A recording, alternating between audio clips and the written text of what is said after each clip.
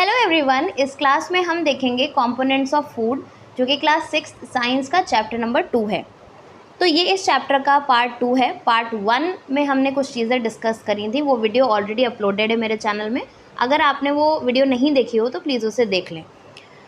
Components of food में जो major 5 components होते हैं वो हम पार्ट 1 में ऑलरेडी डिस्कस कर चुके हैं, like carbohydrates, proteins, fats, vitamins and minerals. ठीक है, इनके सोर्सेज भी हमने देखे थे। कुछ टेस्ट हमने देखे थे जिनको परफॉर्म करके आप ये चेक कर सकते हैं कि किस फूड मटेरियल में कौन सा कंपोनेंट ऑफ फूड अवेलेबल होता है, राइट।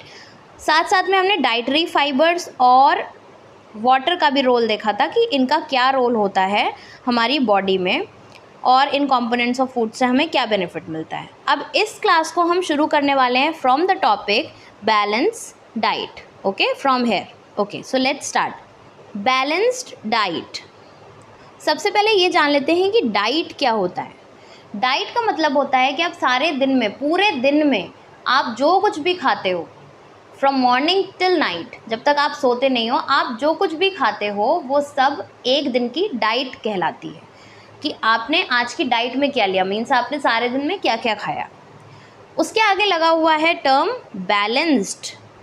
अब नेम से ही इस चीज़ का मतलब समझ में आ रहा है कि हमारी डाइट कैसी होनी चाहिए, बैलेंस्ड होनी चाहिए। क्या मतलब है इसका?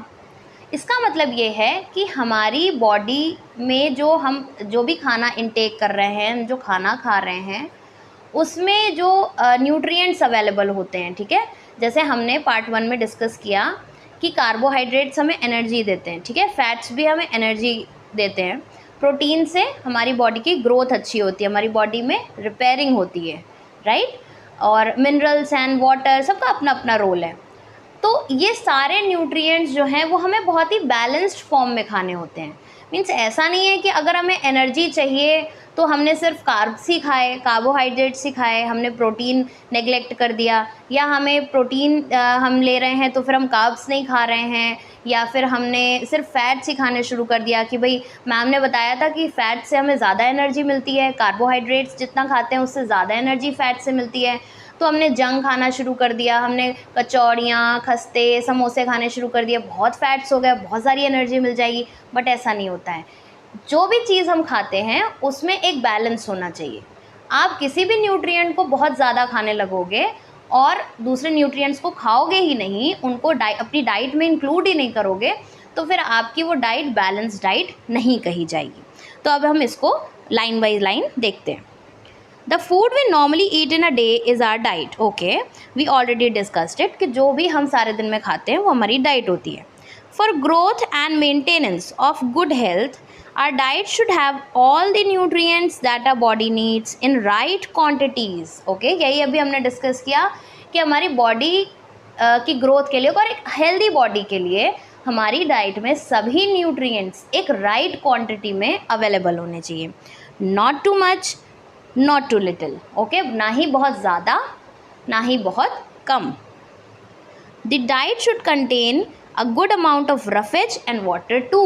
तो जैसे कि हम लोग ने ये डिस्कस किया था कि रफेज का क्या यूज़ होता है, रफेज का ये यूज़ होता है कि रफेज हमारी बॉडी में डाइजेशन के प्रोसेस को ईजी करता है, स्मूथ करता है। और वाटर का रोल तो हम सब जानते हैं, बिना वाटर के आपकी बॉडी न्यूट्रिएंट्स को एब्जॉर्ब कर ही नहीं पाएगी। आप कितना भी अच्छा खाना खा लो, बट अगर आपकी बॉडी डिहाइड्रेटेड है, उसमें वाटर की कमी है, तो फिर आपके अच्छे खाना खाने से कुछ भी नहीं होने वाला है, न्यूट्रिएंट्स को आपकी बॉडी एब्जॉर्ब कर नहीं पाएगी। Such a diet is called balance diet. So क्या डेफिनेशन हो गई बैलेंस डाइट की? A diet which contains all the nutrients required for a healthy body in right quantities. Okay?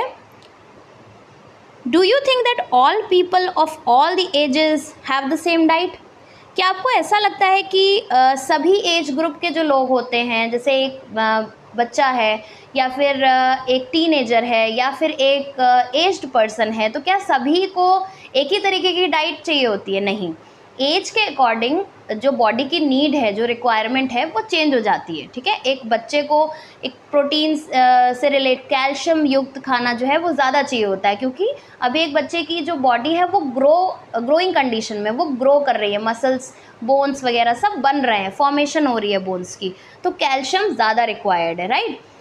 इसी तरीके से हमारी डाइट हमारे वर्क पे भी डिपेंड करती है। जितनी ज़्यादा मेहनत वाला काम होता है, जितना ज़्यादा फिज़िकल वर्क आप करते हो, उतनी ही ज़्यादा रिक्वायरमेंट होती है आपकी बॉडी को कार्बोहाइड्रेट्स की। वाई? बिकॉज आपको एनर्जी चाहिए। तो डिपेंड करता है कि हम किस एज में हैं और हमारा जो वर्क है, हम डेली किस तरीके की एक्टिविटीज़ में इन्वॉल्व होते हैं, उसके ऊपर डिपेंड करता है कि हमें किस तरीके की डाइट खानी चाहिए। तो बैलेंस डाइट सभी के लिए अलग अलग होती है। Pulses, groundnut, soybean, sprouted seeds है ना, पल्सेस मीन्स दालें, ग्राउंडनट मूंगफली, सोयाबीन, स्प्राउटेड सीड्स मीन्स जो ग्रेन्स होते हैं जैसे मूंग की दाल या चना, इनको रात में भिगो के रख दिया जाए और उसको 1-2 दिन रैप करके टॉवल में कहीं अलग रख दिया जाए तो उनमें स्प्राउट्स निकल आते हैं, वो बहुत हेल्दी होते हैं खाने में। Fermented foods like idlis and dosas, a combination of flours like बहुत सारे आटे को मिक्स करके जब आप रोटियां बनाते हो, like thepla and so on. ठीक है, ये सारी अलग अलग वैरायटी ऑफ फूड अवेलेबल होता है, क्योंकि इसमें अलग अलग न्यूट्रिएंट्स अवेलेबल होते हैं, तो सभी को डाइट में इंक्लूड करके हम अपनी डाइट को बैलेंस डाइट बना सकते हैं। Eating the right kind of food is not enough, it should be cooked so that the nutrients are not lost. Okay, so right quantity of food तो ठीक है, हमें बात समझ आ गई, बट वो जो फूड होना चाहिए वो प्रॉपरली कुक्ड भी होना चाहिए। बहुत ओवर कुक करने से भी जो फूड आइटम्स के न्यूट्रिएंट्स होते हैं वो लॉस हो जाते हैं, मतलब वो खाने में नहीं रहते हैं। तो हमें ये भी देखना होता है कि हम फूड को किस तरीके से खा रहे हैं। जैसे कुछ सैलड्स हैं या सिट्रस फ्रूट्स हैं, है ना, टमाटोज़ हैं, इन सब जो इनमें क्या होता है, विटामिन सी अवेलेबल होता है। तो विटामिन सी को आप जैसे ही कुक करते हो तो वो उसका लॉस हो जाता है, वो फिर उस फूड आइटम में प्रेजेंट ही नहीं रहेगा। तो हमें राइट क्वांटिटी में तो खाना ही चाहिए, बट राइट फॉर्म में भी खाना चाहिए फूड को। If the vegetables and fruits are washed after cutting और peeling them, it may result in the loss of vitamins. तो वेजिटेबल्स या फिर फ्रूट्स को पील करने के बाद, कट करने के बाद अगर आप वॉश करते हो तो उसमें जो एसेंशियल वाइटामिन्स होते हैं जो हमें मिलने वाले थे जब हम उनको कंज्यूम करते हैं, वो सारे वॉश हो जाते हैं। तो इसीलिए रेकमेंडेड ये होता है कि आप वेजिटेबल और फ्रूट्स को अच्छे से वॉश करिए, but before piling and cutting. The skin of many vegetables and fruits contain vitamins and minerals. ठीक है, similarly repeated washing of rice and pulses may also remove vitamins and minerals present in them.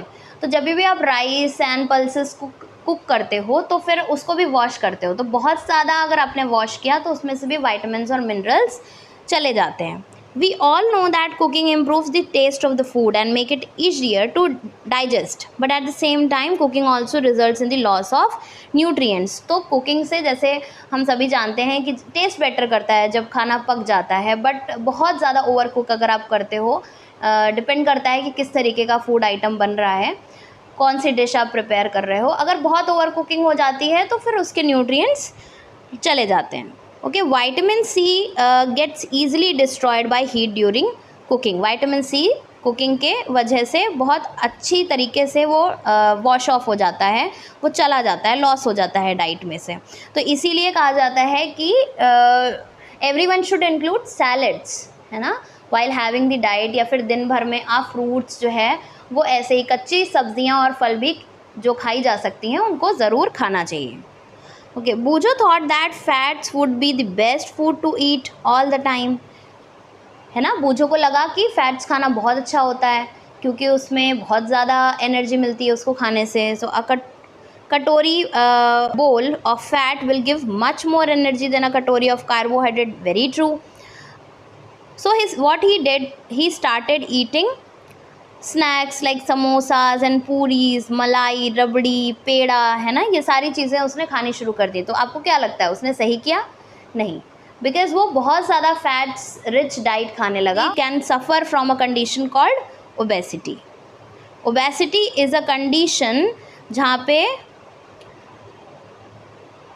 बहुत ज़्यादा fat rich food अगर कोई खाता है तो फिर वो बहुत फैट स्टोर हो जाता है उनकी बॉडी में, वो बहुत बल्की हो जाते हैं और उस कंडीशन को क्या कहते हैं, ओबेसिटी। अब बात करते हैं डेफिशिएंसी डिजीजेस की। A person may be getting enough food to eat but sometimes the food may not contain a proper nutrient, या फिर एक पर्टिकुलर न्यूट्रिएंट खाने से नहीं मिल पा रहा है। खाना तो खा रहा है वो पर्सन, बट एक पर्टिकुलर न्यूट्रिएंट वो मिसिंग है खाने में से। If this continues over a longer period of time, और ऐसा अगर एक लंबे समय तक चलता है, एक लंबे समय तक किसी को एक पर्टिकुलर न्यूट्रिएंट नहीं मिल रहा है, द पर्सन में suffer from its deficiency, means उसकी कमी होने लगेगी। डेफिशिएंसी मीन्स उसकी बॉडी में, उस पर्सन की बॉडी में उस पर्टिकुलर न्यूट्रिएंट की कमी होने लगेगी। डेफिशिएंसी ऑफ वन और मोर न्यूट्रिएंट कैन कॉज डिजीजेस और डिसऑर्डर्स इन द बॉडी। तो अगर बहुत लंबे समय तक वो डेफिशिएंसी बनी रहती है तो फिर डिजीजेस या किसी तरीके का कोई डिसऑर्डर है ना, कोई बीमारी लग जाती है या कोई और डिसऑर्डर हो जाता है बॉडी में। Diseases that occur due to lack of nutrients over a longer period of time are called deficiency diseases. तो ऐसी डिजीजेस जो कि किसी एक न्यूट्रिएंट की या किसी एक या दो कितने भी न्यूट्रिएंट्स की कमी से होने वाली डिजीजेस, जो कि एक लंबे समय तक ऐसा चलता रहता है, तो उन डिजीजेस को क्या कह देते हैं, deficiency diseases. If a person does not get enough protein in his or her food for a long time, ठीक है, अगर किसी को प्रोटीन नहीं मिल रहा है, कोई ऐसा खाना खा रहा है ऑन अ डेली बेसिस जिसमें प्रोटीन की कमी है, तो क्या हो जाएगा, स्टंटेड ग्रोथ, मीन्स जो पर्सन है उसकी ग्रोथ रुक जाएगी, उसकी ग्रोथ अच्छे से नहीं होगी, चाहे वो मेंटली हो चाहे वो फिजिकली हो। जो पर्सन होगा वो उसकी ग्रोथ अवरुद्ध ग्रोथ होगी, मतलब वो अच्छे से ग्रो ही नहीं उसकी बॉडी करेगी। Swelling of the face, face में सूजन आना, डिसकलरेशन ऑफ हेयर, हेयर का डिसकलरेशन, कलर जो है वो प्रॉपर नहीं होता है हेयर्स का, स्किन डिजीजेस, डायरिया, ये सब कुछ सिम्टम्स हैं। अगर ऐसे सिम्टम्स होने लगते हैं दैट मीन्स प्रोटीन की रिक्वायरमेंट बॉडी में है और उसकी कमी से ये डिसऑर्डर्स हो रहे हैं। If the diet is deficient in both carbohydrates and proteins for a long period of time, अगर कार्बोहाइड्रेट्स भी कमी है और प्रोटीन की भी कमी है, the growth may stop completely, तो फिर ग्रोथ हो ही नहीं। Such a person becomes very lean and thin, बहुत दुबला पतला हो जाएगा, इतना वीक हो जाएगा कि वो उससे चला भी नहीं जाएगा। तो ये सारे कंडीशंस होने लगते हैं। Deficiency of different vitamins and minerals may also result in certain diseases और डिसऑर्डर्स। तो हमने ऑलरेडी डिस्कस किया हुआ था पार्ट 1 में कि कितने सारे टाइप्स ऑफ वाइटामिन्स होते हैं, तो अलग अलग वाइटामिन्स की कमी से अलग अलग डेफिशिएंसीज या डिसऑर्डर्स होते हैं, क्योंकि सभी वाइटामिन्स का जो रोल है बॉडी के अंदर वो अलग होता है। तो टेबल 2.3 में हम ये डिजीजेस और डिसऑर्डर्स देखते हैं जो कि वाइटामिन्स की डेफिशिएंसी से होते हैं। तो सबसे पहले है विटामिन ए। विटामिन ए एक विटामिन का टाइप है और इसकी बहुत ही लॉन्ग पीरियड ऑफ टाइम से अगर इसकी डेफिशिएंसी है, मीन्स आप ऐसा कुछ भी नहीं खाते हो अपने खाने में जिससे विटामिन ए की कमी पूरी हो सके आपकी बॉडी में, तो फिर आपको क्या हो जाएगा, लॉस ऑफ विजन, मीन्स आपको प्रॉपरली दिखाई देना बंद हो जाएगा, आपकी विजन जो है वो ख़राब हो जाएगी। क्या सिम्टम्स होंगे उसके, पुअर विजन, ठीक से दिखेगा नहीं, loss of vision in darkness, और नाइट में तो बिल्कुल भी नहीं दिखेगा, उसको कह देते हैं नाइट ब्लाइंडनेस। एक डिसऑर्डर होता है जिसमें पर्सन को रात के समय दिखता ही नहीं, अंधेरे में दिखेगा ही नहीं। Sometimes complete loss of vision, और कभी कभी ऐसा भी हो जाता है कि पूरी तरीके से जो पर्सन है वो ब्लाइंड हो जाता है। विटामिन B1, विटामिन B1 की अगर कमी होती है तो फिर उससे होने वाली डिजीज़ का नाम होता है बेरी-बेरी। बेरी-बेरी के सिम्टम्स हैं weak muscles and very light energy to work, means muscles में कोई एनर्जी, कोई पावर नहीं होती है और किसी भी तरीके की वर्क करने की क्षमता बॉडी में नहीं होती है। विटामिन सी आपको पता है जितने भी खट्टे फल होते हैं हमें उनसे विटामिन सी मिलता है, और अगर इसकी डेफिशिएंसी हो जाती है तो आपको स्कर्वी जो डिसऑर्डर है, डिजीज़ है, वो देखने को मिलता है। स्कर्वी के सिम्टम्स होते हैं ब्लीडिंग गम्स, जो मसूड़े होते हैं उनमें से वो ब्लीड करने लगते हैं, उनमें से ब्लड आने लगता है। Wounds take longer time to heal, किसी भी तरीके की चोट लग जाती है तो वो घाव जो है वो भरने में, वो चोट ठीक होने में बहुत समय लग जाता है। Okay, vitamin D, rickets, vitamin D की डेफिशिएंसी अगर लॉन्ग पीरियड ऑफ टाइम में होती है तो क्या हो जाता है, रिकेट्स। डिजीज़ का नाम है रिकेट्स, ये एक तरीके का डिसऑर्डर है। Bones become soft and bent, इसमें क्या होता है, जो बोन्स होती हैं, हड्डियाँ आपने देखी ना कितनी रिजिड होती हैं, मुड़ती नहीं है, सॉफ्ट नहीं होती हैं ना, बोन्स जो है वो बहुत सख्त होती हैं। बट अगर रिकेट्स हो जाता है तो बोन्स बहुत सॉफ्ट हो जाते हैं, वो आसानी से मुड़ सकते हैं। Calcium, bone and tooth decay, calcium के ही बने होते हैं हमारी बोन भी और टीथ भी। तो अगर कैल्शियम की डेफिशिएंसी होती है तो बोन और टूथ जो होते हैं, हमारे जो दांत होते हैं और हड्डियां होती हैं, वो बहुत वीक हो जाते हैं और दांत तो सड़ने ही लगते हैं। आयोडीन, आयोडीन की कमी से होता है गोइटर।